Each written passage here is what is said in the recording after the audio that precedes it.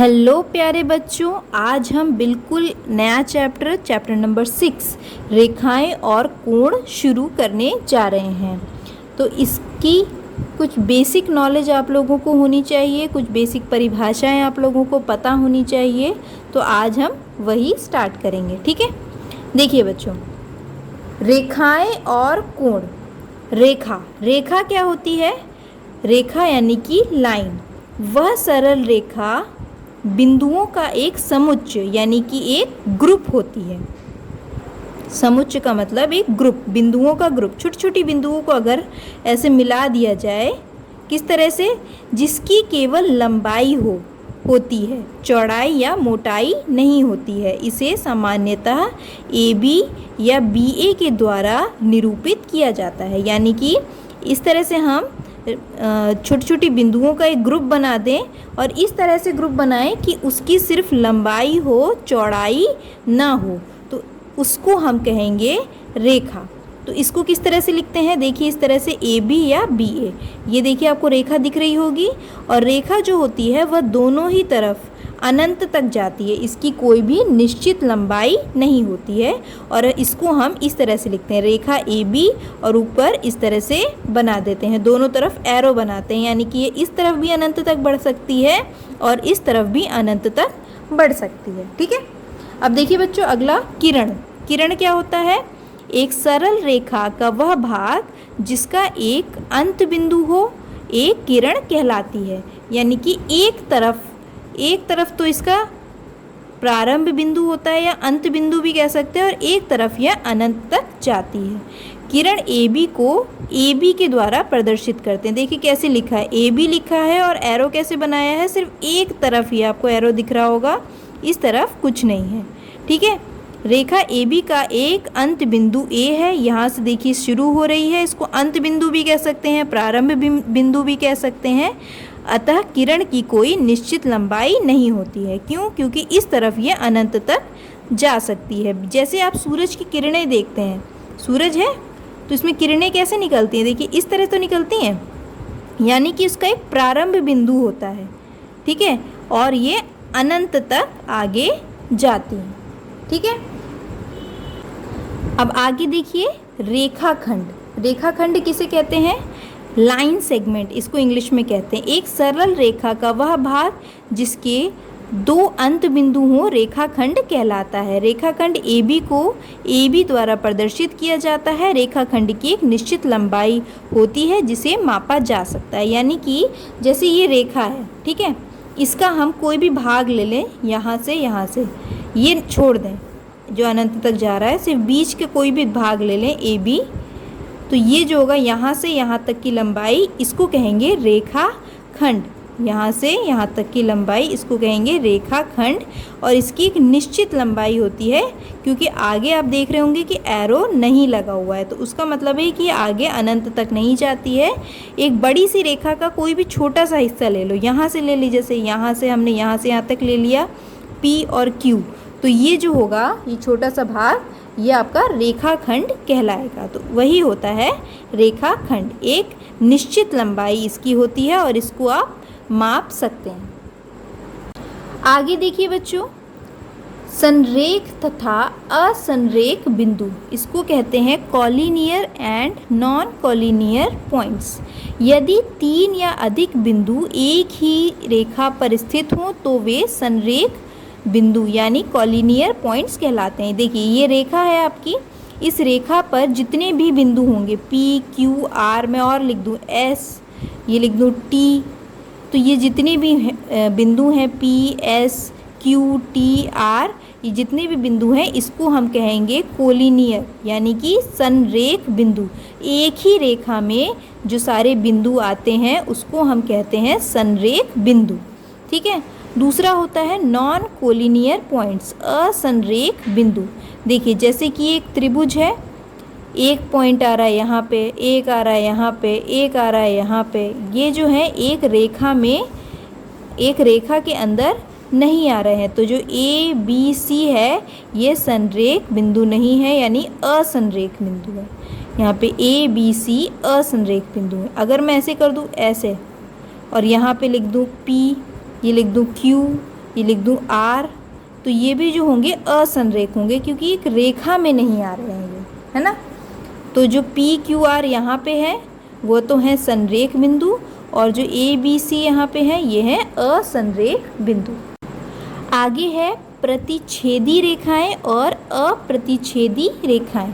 प्रतिच्छेदी रेखाएं वह रेखाएं होती हैं जो किसी एक बिंदु पर एक दूसरे को प्रतिच्छेद करती हैं, जैसे पी क्यू और आर एस प्रतिच्छेदी रेखाएं। ये पी क्यू रेखा है, ये आर एस रेखा है, ये एक बिंदु, इस बिंदु को मान लेते हैं ओ, इस बिंदु ओ पर एक दूसरे को प्रतिच्छेद कर रही हैं। तो इस तरह की जो रेखाएं होती हैं इनको हम कहते हैं प्रतिच्छेदी रेखाएं। इंग्लिश में कहते हैं इनको इंटरसेक्टिंग लाइंस, इंटरसेक्टिंग लाइंस या प्रतिच्छेदी रेखाएं।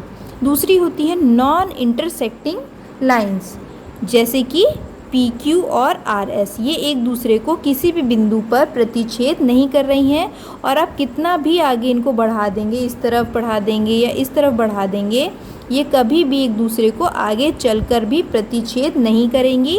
तो इस तरह की जो रेखाएं होती हैं इसको कहते हैं अप्रतिच्छेदी रेखाएं, या फिर इसको समानांतर रेखाएं भी कहा जाता है। तो अप्रतिच्छेदी बोल दीजिए या समानांतर बोल दीजिए, बात सेम होगी। आइए बच्चों अब देखते हैं कोणों के प्रकार, टाइप्स ऑफ एंगल्स, कितने तरह के कोण होते हैं। देखिए सबसे पहला होता है समकोण यानी राइट एंगल। राइट एंगल क्या होता है, जिस कोण का माप 90 डिग्री हो उसे समकोण कहते हैं। देखिए इस तरह से बनता है समकोण ए बी और सी, या फिर लिख सकते हैं सी ए बी, सही तरीका है सी ए बी। तो देखिए ये 90 डिग्री का है तो इसको कहते हैं समकोण, ठीक है। दूसरा कौन सा होता है, दूसरा होता है न्यून कोण। न्यून कोण को इंग्लिश में कहते हैं एक्यूट एंगल। जिस कोण का माप 90 डिग्री से कम हो उसे न्यून कोण कहते हैं, ठीक है। अतः वह कोण जिसका माप एक समकोण के माप से कम हो न्यून कोण कहते हैं, यानी कि 90 डिग्री से जितने भी कोण कम होंगे उनको कहेंगे आप न्यून कोण। जैसे 60 डिग्री में कहूँ, 50 डिग्री, 40 डिग्री, 30 डिग्री, जितने भी 90 से जितने भी कोण कम होंगे, 90 से कम, इवन 89 डिग्री भी अगर मैं कहूँ तो ये भी आपका न्यून कोण में आएगा, क्योंकि ये 1 डिग्री 90 डिग्री से कम है तो ये भी न्यून कोण में आएगा, ठीक है, यानी एक्यूट एंगल। जैसे कि BAC एक न्यून कोण है। BAC को कैसे लिखेंगे, ये ऐसे एंगल का साइन बनाएंगे और फिर लिखेंगे BAC। तो ये BAC है जो वो 0 डिग्री से तो बड़ा है लेकिन 90 डिग्री से छोटा है। तो 0 से 90 डिग्री के बीच जितने भी कोण आते हैं वह होते हैं आपके न्यून कोण। देखिए बच्चों अगला कोण होता है अधिक कोण। इसको इंग्लिश में कहते हैं ऑब्ट्यूज एंगल। जिस कोण का माप 90 डिग्री से अधिक हो परंतु 180 डिग्री से कम हो, अधिक कोण कहलाता है। अतः जिस कोण का माप एक समकोण से अधिक हो अधिक कोण कहलाता है। जैसे कि BAC है जो वह 90 डिग्री से तो बड़ा है लेकिन 180 डिग्री से छोटा है, तो ये जो आपका कहलाएगा यह अधिक कोण कहलाएगा। जैसे कि और अधिक कोण आप कह सकते हैं, जैसे कि मान लीजिए 91 डिग्री, तो 91 डिग्री अधिक कोण में आएगा क्योंकि यह 90 डिग्री से बड़ा है। 92 डिग्री ये भी अधिक कोण में आएगा, या फिर 179 डिग्री, 179 डिग्री भी अधिक कोण में आएगा क्योंकि 180 से छोटा है। इसके अलावा जितने भी 110 डिग्री, 130 डिग्री, जितने भी 90 से 180 के बीच पड़ेंगे वह सारे जो कोण होंगे वह होंगे आपके ऑब्ट्यूज एंगल यानी अधिक कोण। आगे है बच्चों ऋजु कोण। ऋजु कोण का मतलब होता है स्ट्रेट एंगल, यानी कि वो एंगल जो 180 डिग्री होता है उसको कहते हैं स्ट्रेट एंगल या ऋजु कोण। और अगला है वृहद कोण यानी रिफ्लेक्स एंगल। जिस कोण का माप 180 डिग्री से अधिक हो वह वृहद कोण कहलाता है। वृहद कोण का माप 180 से अधिक तथा 360 से कम होता है, यानी कि 180 से लेकर 360 के बीच जितने भी कोण होंगे वह सारे होंगे आपके वृहद कोण। जैसे 181 डिग्री अगर मैं कहूँ तो 181 डिग्री वृहद कोण में आएगा। ऐसा ही अगर मैं कहूँ 190 डिग्री। तो 190 डिग्री भी वृहद कोण में आएगा, क्योंकि ये जो है ये 180 से तो बड़ा है, लेकिन 360 से यह कोण छोटा है। आगे बच्चों हम पढ़ेंगे कोणों के युग्म यानी pair of angle.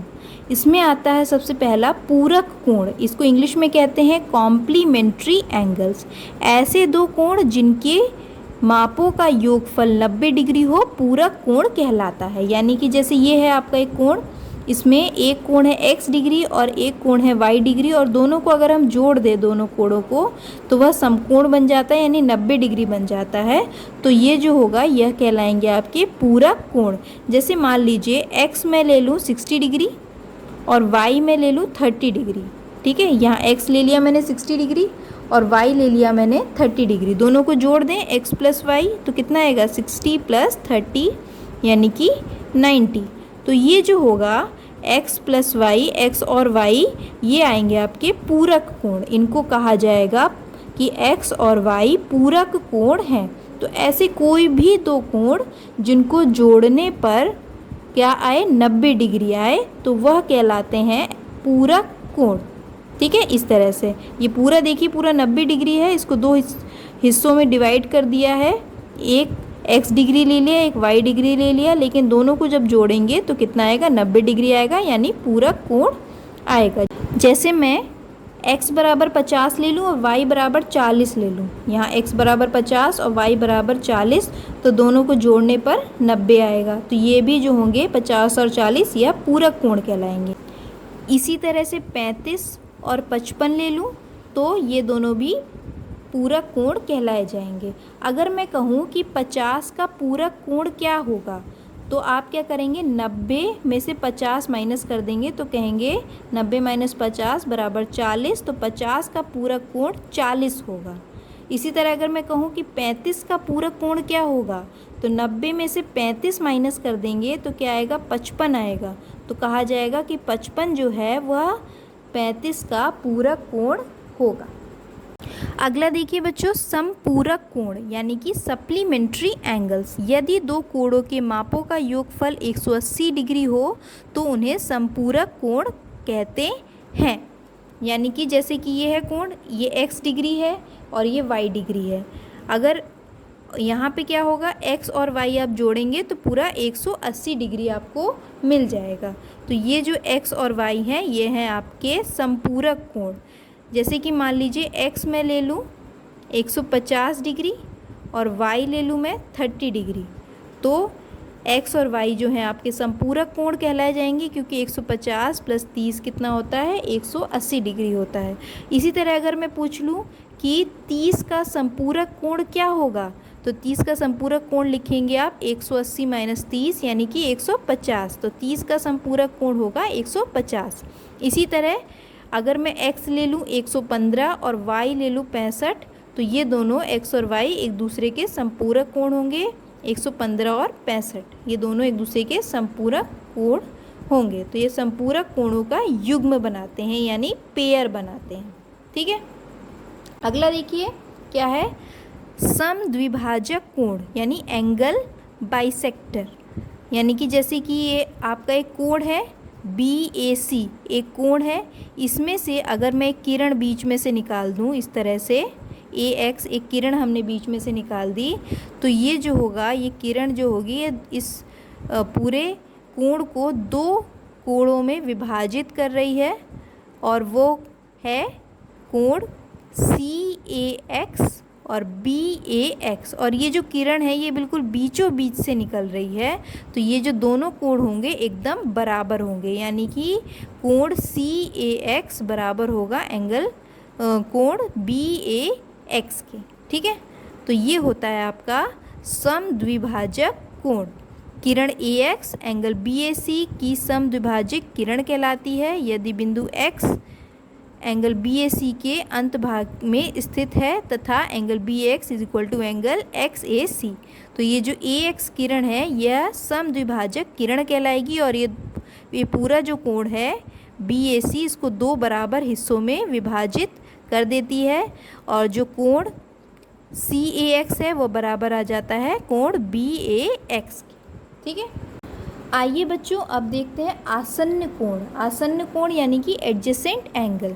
Adjacent angle या आसन्न कोण क्या होता है? देखिए बच्चों, जैसे ये आपको दो कोण इसमें दिख रहे होंगे, कोण CBD और कोण ABD। तो ये जो दो कोण हैं इसमें एक भुजा जो है वह कॉमन है यानी उभयनिष्ठ है। कौन सी? BD भुजा देखिए दोनों कोणों में आ रही है, CBD में भी और ABD में भी। ऐसे केस में ये जो CBD है और ABD है ये जो होंगे ये आसन्न कोण कहलाए जाएंगे। एंगल CBD तथा एंगल ABD दोनों आसन्न कोण है। और हम साथ साथ ये भी लिख सकते हैं कि एंगल ABC बराबर एंगल ABD प्लस CBD। ये पूरा जो बड़ा वाला एंगल है इन दोनों एंगलों को जोड़कर ही तो बना है। तो हम इस तरह लिख सकते हैं कि एंगल ABC बराबर एंगल ABD ये रहा और एंगल DBC। ये दोनों ही एंगल को जोड़ के ये बड़ा एंगल बना है, तो इसको हम ये लिख सकते हैं। और ये जो दोनों कोण हैं ये कहलाए जाएंगे आसन्न कोण यानी एडजेसेंट एंगल। ठीक है।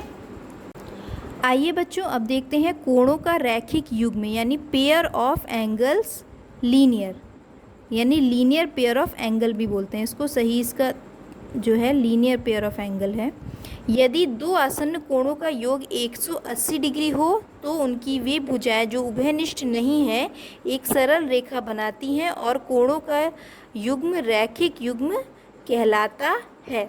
ये कह रहा है कि दो आसन्न कोणों का योग 180 डिग्री हो। आसन्न कोण कौन से होते हैं? आसन्न कोण वे कोण होते हैं जिसमें एक भुजा उभयनिष्ठ होती है, यानी कि जैसे कि ABD और CBD, इसमें कौन सी भुजा उभयनिष्ठ यानी कॉमन है? BD।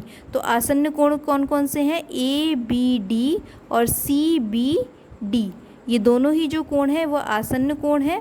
और ये कह रहा है कि आसन्न कोणों का योग अगर 180 डिग्री हो, यानी कि CBD ये रहा और ABD ये रहा, इन दोनों का कोणों का योग कितना हो? 180 डिग्री हो। ये 180 डिग्री तो होगा ही क्योंकि यहाँ एक सरल रेखा है। सरल रेखा पर हमेशा 180 डिग्री का कोण ही बनता है। तो इसी को हम कहते हैं एक रैखिक युग्म। इसको हम कहते हैं सरल रेखा का एक रैखिक युग्म या फिर कोणों का एक रैखिक युग्म।